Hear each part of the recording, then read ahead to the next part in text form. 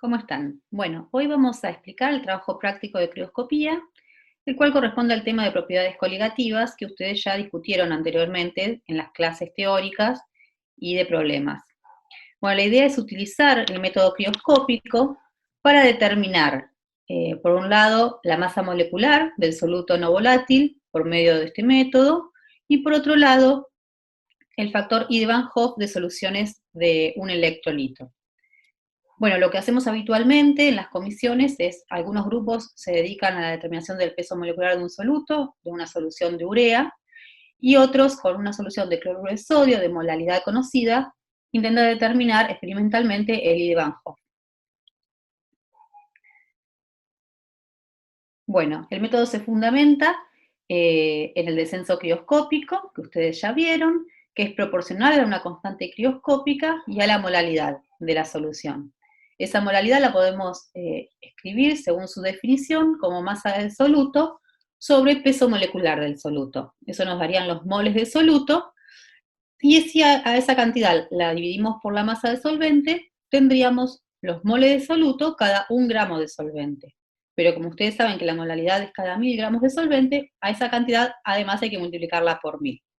Bueno, teniendo en cuenta eso y haciendo el reemplazo, nos queda el descenso crioscópico, es decir, la diferencia de temperatura de congelación entre el solvente puro y la solución, en función del peso molecular relativo del soluto. Ese peso molecular lo podemos despejar y nos queda de esta manera. Eso lo vamos a utilizar para la solución de urea, que es un no electrolito, cuyo I vale igual a 1, ¿sí? Por eso no está incluido en estas expresiones.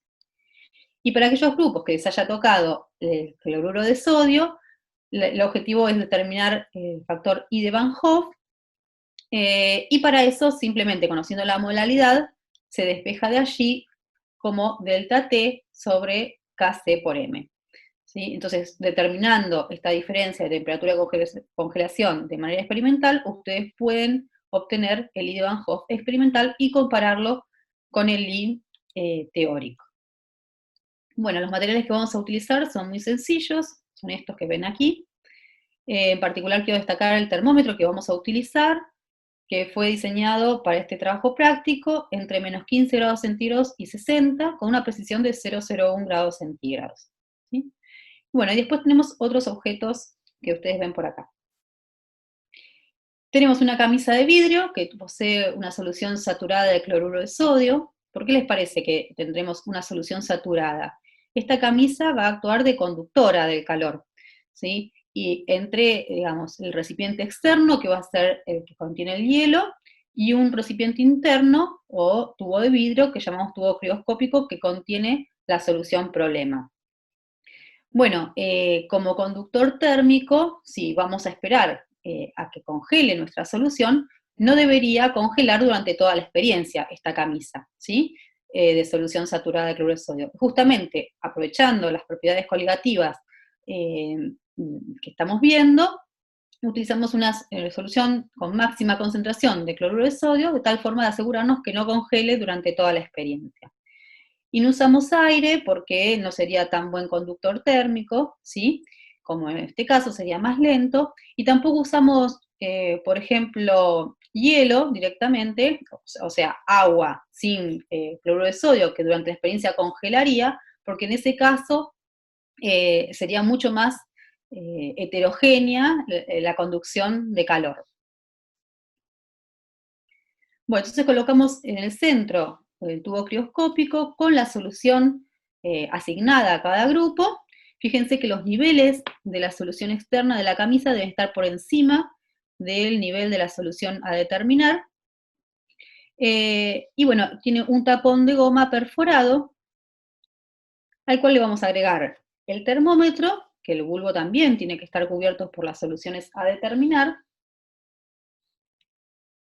y también un agitador que nos va a permitir agitar y mantener todo el sistema con una temperatura homogénea durante todo el trabajo. Para agitarlo vamos a hacer en forma muy lenta, ¿sí? Y en forma paulatina. Bueno, y por último tenemos un recipiente de telgopor, que lo vamos a llenar con una mezcla que se llama mezcla frigorífica, la cual está conformada por hielo picado, ¿sí? Que está en contacto con agua líquida también, en equilibrio, pero que le agregamos cloruro de sodio, sal gruesa, y mezclamos. Bueno, al agregar la sal, vemos que ya el agua líquida alrededor del hielo no se encuentra más en equilibrio, sino que empieza a disolverse la sal y a su vez a fundirse el hielo. Estos dos procesos son procesos endotérmicos y lo que hace es disminuir la temperatura general de toda la mezcla. Se logra, bueno, gracias a la fusión parcial del hielo que extrae el calor necesario enfriando a todo el sistema y por lo tanto bajando la temperatura del sistema. Evidentemente, bueno, como la sal está en exceso, continúa disolviéndose en el agua, la disolución también va a ser un proceso endotérmico, lo cual hace que baje aún más la temperatura, así hasta que se alcanza un equilibrio entre la disolución saturada, en este caso, que rodea el hielo y el hielo. Bueno, esto, digamos, la temperatura a la cual se llegue va a depender un poco de las cantidades relativas nosotros que estamos agregando. Pero nosotros queremos llegar a una temperatura aproximadamente de menos 5 grados centígrados.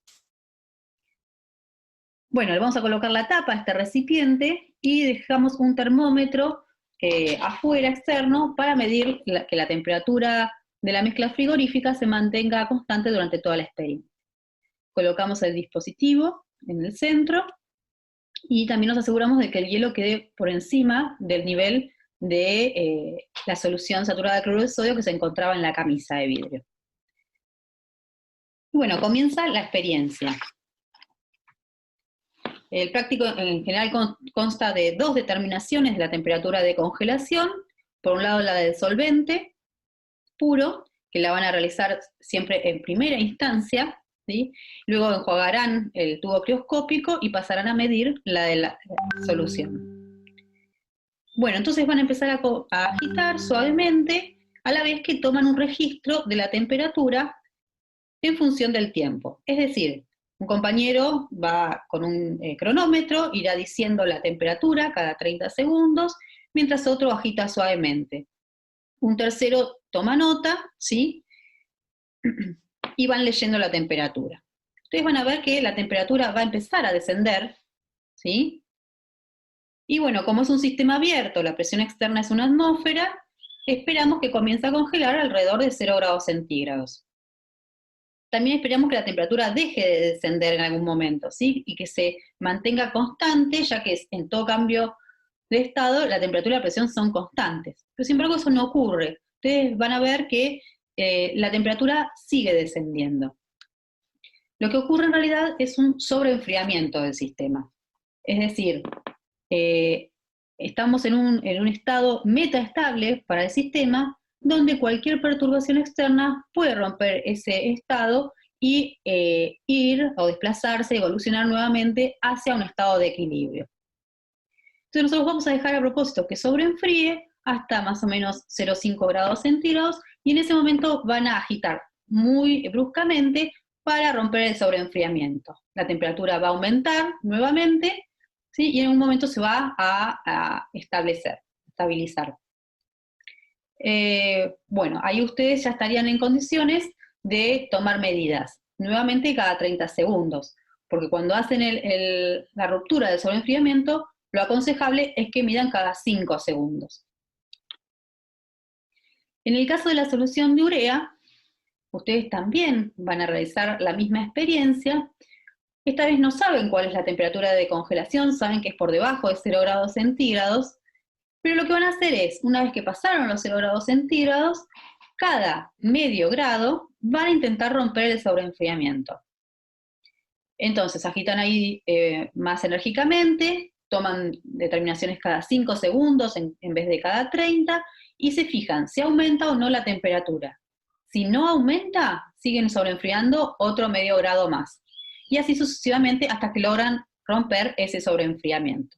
Una vez que rompen ese sobreenfriamiento, la temperatura máxima alcanzada es la que corresponde a la temperatura de congelación de la solución y ya están en condiciones de medir la diferencia de temperatura de congelación respecto del solvente puro. Si ustedes no sobreenfrían, bueno, en el caso del solvente puro no sería mayor problema, porque lo que van a observar es primero la bajada, el descenso de temperatura, y luego suavemente llegamos a una meseta. Pero ustedes saben que la meseta corresponde al cambio de estado, y ustedes simplemente haciendo una extrapolación pueden determinar la temperatura de congelación. En cambio, en la solución, que ustedes no conocen cuál es la temperatura de congelación, lo que van a ver es un cambio de pendiente muy, muy suave, y va a ser muy difícil de determinar cuál es el momento de la temperatura de congelación de la solución de ustedes. Por eso nosotros hacemos ese sobreenfriamiento. Si hiciésemos, al contrario, mucho sobreenfriamiento, lo que pasaría es que nosotros sobreenfriamos la solución, lo dejamos mucho tiempo, y en un momento decidimos romperlo. Cuando hacemos esto, la solución va a ir a un estado de equilibrio, pero en ese momento corresponde a una solución mucho más concentrada que la original. Porque se desprende mucha cantidad de solvente de golpe, va a una situación de equilibrio, que está sobre la curva roja, pero en un punto donde ya pasó lo que había ocurrido previamente si hubiésemos roto el sobreenfriamiento en forma temprana, digamos. Entonces estamos en un punto de la curva donde las soluciones se van haciendo cada vez más concentradas. Entonces ahí estaríamos determinando una temperatura de congelación mucho más baja de la que le correspondía a la molalidad original de esa solución, y por lo tanto tendríamos un error por exceso en el delta T, que se traduce en un error por defecto en el peso molecular. Bueno, para aquellos que hicieron la determinación de la temperatura de congelación de la solución de cloruro de sodio, una vez que la determinaron, pudieron seguramente determinar el I de Van Hoff, ¿sí? Simplemente reemplazando en la fórmula. Si ustedes se fijan, esta es la expresión del I, es igual a 1 más el grado de disociación por mu, que se acuerdan que era el número máximo de partículas en solución que podía dar un electrolito, menos 1. Bueno, para el cloruro de sodio, como es un electrolito fuerte, alfa vale 1, ¿sí? Y nu vale 2 porque podemos tener un sodio y un cloruro en solución. Así que el I para los electrolitos fuertes era igual a nu, ¿sí? Así que en este caso es igual a 2.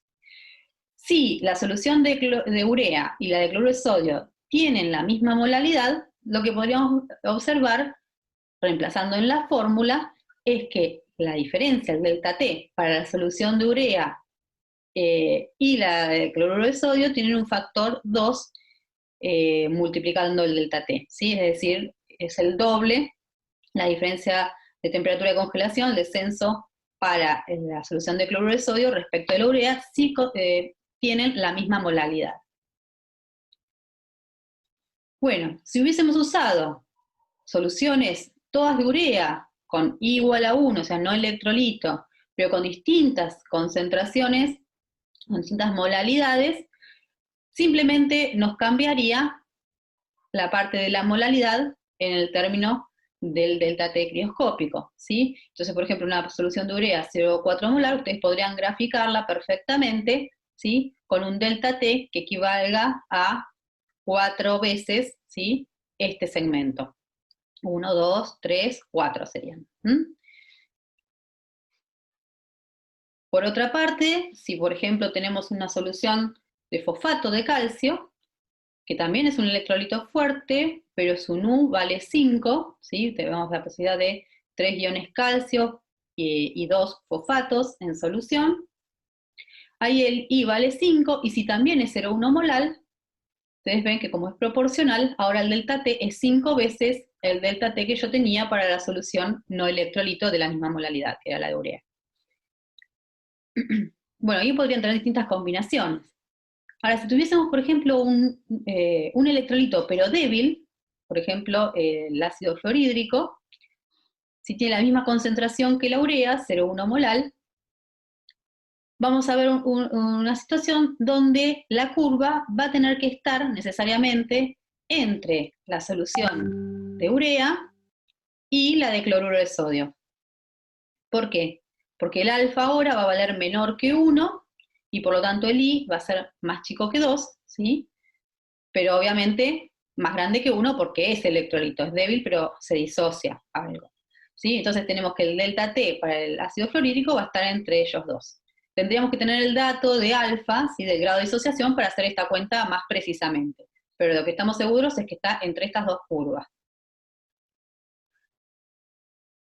Bueno, acá les quiero proponer un ejercicio, antes de pasar a hacer alguna otra discusión, que me pareció interesante, es el ejercicio 13 de la guía de ustedes, donde les dan, por un lado, una solución que tiene una molaridad de 0,35 molal, es una solución de urea, se utilizan 25 gramos de esa solución, y dice que como hay un sobreenfriamiento grande, se desprenden de golpe, bruscamente, 2,5 gramos de agua, ¿sí? Del solvente.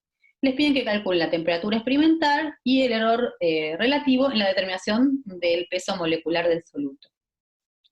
Bueno, lo que yo les propongo es, por empezar, calcular una nueva molalidad, ¿sí? Esa M' la llamé yo, donde saco esos 2,5 gramos de solvente, ¿sí?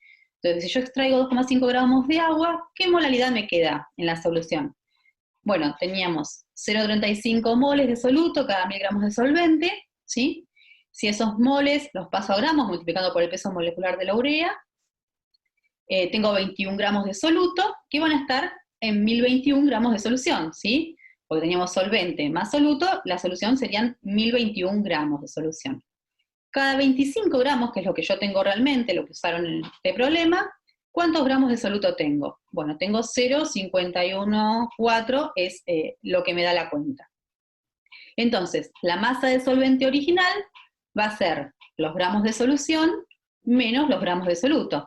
Esa cuenta me da 24,486 gramos. Luego, la masa de solvente después de ese desprendimiento brusco, que tengo que hacer resto los 2,5 gramos del solvente que se desprendieron. Eso me da una masa de 21,986 gramos de solvente.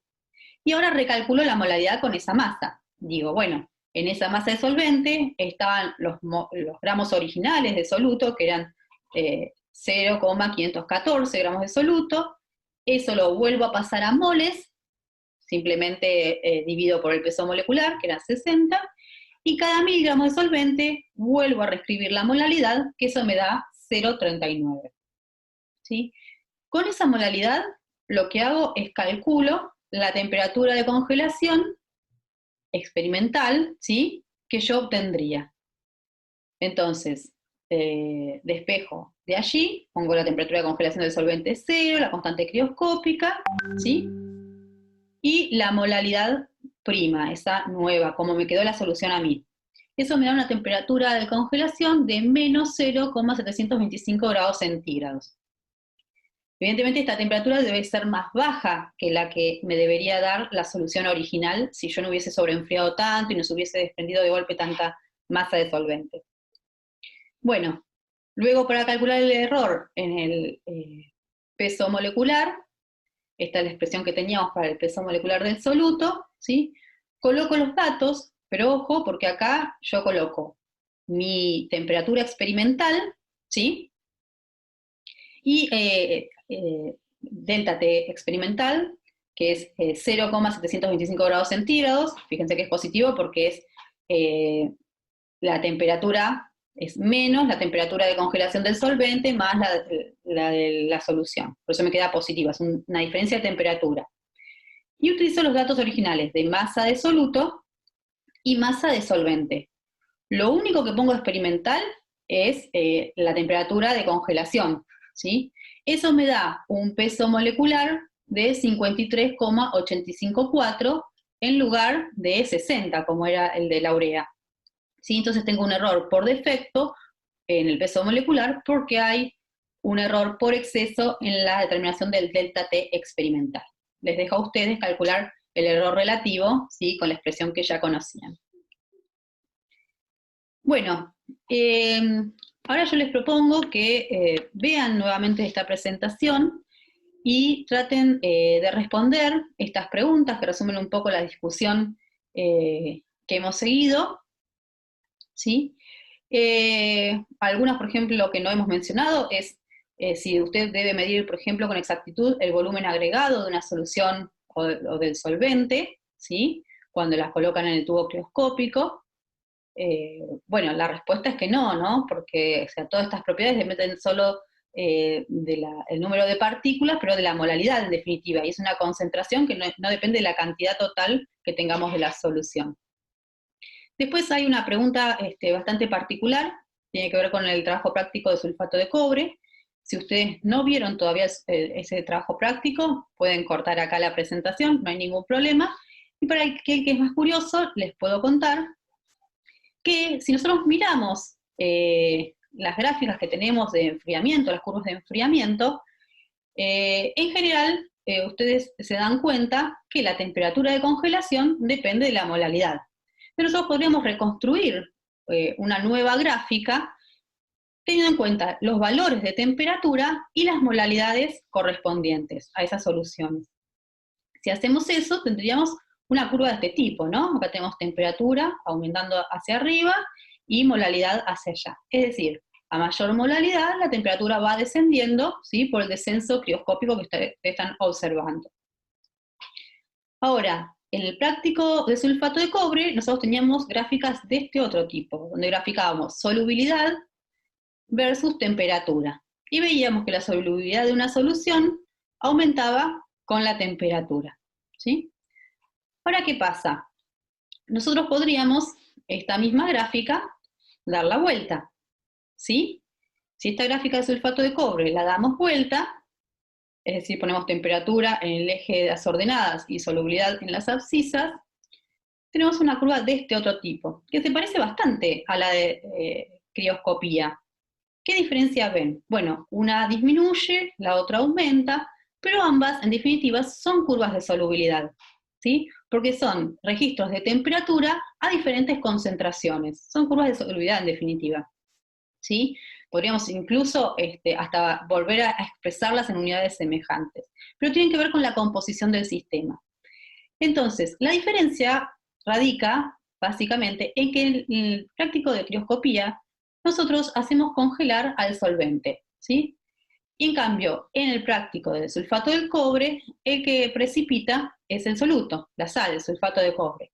Entonces, evidentemente, estos sistemas binarios, dependiendo de las composiciones relativas de soluto y de solvente, puede ser uno u otro el que precipite, ¿sí? Recuerden que todas las propiedades coligativas eran válidas para soluciones muy diluidas, ¿sí? Eso es importante, o sea que tenemos mayoritariamente solvente dando vuelta, y el práctico de sulfato de cobre teníamos soluciones muy concentradas, ¿sí? Bueno, eso lo dejamos para más adelante, cuando veamos algunas otras propiedades, pero para que tengan en cuenta que nosotros podemos reconstruir estas curvas en términos de solubilidad también. Bueno, para finalizar, me interesa ver algunos de los errores posibles, ¿sí? Que para eso vamos a mirar un poquito la fórmula, pero por ejemplo, imagínense que ustedes en lugar de hacer la determinación primero del solvente puro y luego de la solución, hacen primero el de la solución, luego no enjuagan muy bien el tubo crioscópico y hacen la determinación del solvente puro. ¿Qué les pudo pasar en ese caso?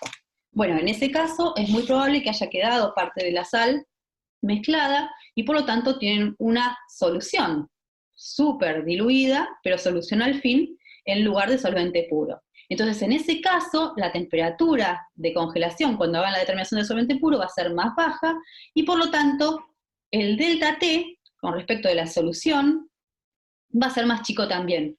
Entonces, este delta T va a ser más chico y por lo tanto van a ver un error por exceso en la determinación del peso molecular, ¿sí? Después, si por ejemplo la temperatura inicial de la solución es más alta, ¿qué les parece que pudo pasar? ¿Les va a afectar en algo la determinación del peso molecular del soluto? Bueno, lo cierto es que no, ¿sí? Que a lo sumo tardarán más en enfriar y llegar a ver el cambio de estado, pero no les afecta para nada la determinación de ese delta T. Incluso nosotros en el práctico lo que solemos hacer es poner, antes de que lleguen ustedes al laboratorio, todas las soluciones, las pisetas con agua, todo en una bacha con hielo, ¿sí? Y un poco de agua. Entonces, de esa forma enfriamos todo, hasta 4 grados, una cosa así, para que ustedes arranquen de una temperatura baja y no tarden tanto en hacer el práctico. Pero para los fines prácticos no afecta en nada. Bueno, y por último, si ponemos más sal, por ejemplo, nosotros preparamos la solución, pero sin querer pusimos más sal de la que pesamos, ¿qué les parece que puede pasar? Bueno, en ese caso vamos a tener una temperatura de congelación mucho más baja de nuestra solución, el delta T va a ser mayor y por lo tanto vamos a tener un error por defecto en la determinación del peso molecular. Bueno, con respecto al sobreenfriamiento, si sobreenfriamos mucho sería un caso similar y ya lo discutimos previamente. Bueno, espero que les haya quedado más o menos claro y les recomiendo que vuelvan a ver todos los problemas adicionales al trabajo práctico y traten de hacerlo y cualquier cosa nos consultan a todos los docentes.